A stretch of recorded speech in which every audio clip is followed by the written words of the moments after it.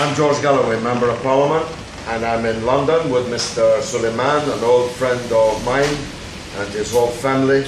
God bless them all. I have known them for many years, and now I have seen the page that this is appearing on.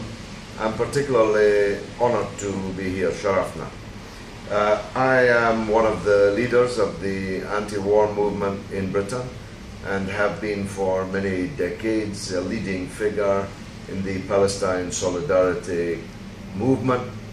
I have broken the siege on Gaza. I have organized and led mighty demonstrations here in London and elsewhere in the world.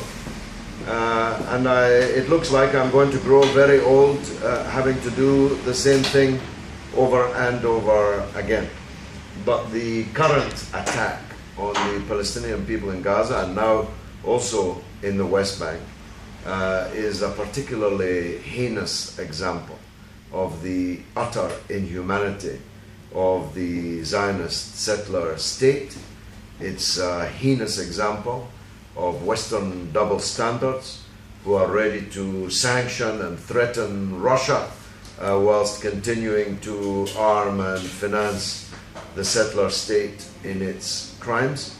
And I'm afraid, I'm sorry to say, I hope this doesn't cause any difficulty, but it's another heinous example of the pitiful inadequacy of the Arab political leadership. In 1973, all those decades ago, King Faisal of Saudi Arabia brought the October War to a close by merely hinting that if the seizure of Palestinian land and the humiliation of the Arabs continued, then the Saudi Arabians could not pretend that it was business as usual. But now, in a different era with different kings, Sheikh Zayed is gone, King Faisal has gone, and their replacements, I'm afraid, are struck dumb and certainly paralyzed in the wake of these massacres, for that is what they are. This is not a war.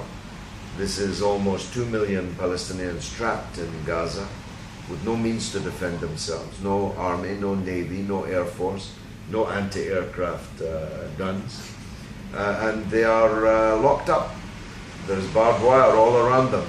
All the gates are closed, and the Israelis are shooting fish in a barrel, as the Americans say. Nowhere to run, nowhere to hide. The people are warned to evacuate their homes, so they take shelter in United Nations schools. Israel is told where the United Nations schools are and how many civilians are sheltering there, and then they're bombed and murdered even in the United Nations own schools. And the United Nations too is, if not struck dumb, then certainly paralyzed so far as doing anything about it is concerned.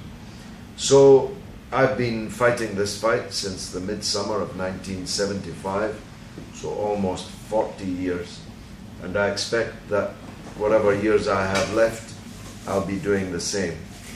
And unless something changes, the Palestinian people are going to resist and suffer and resist. They have come too far to surrender now.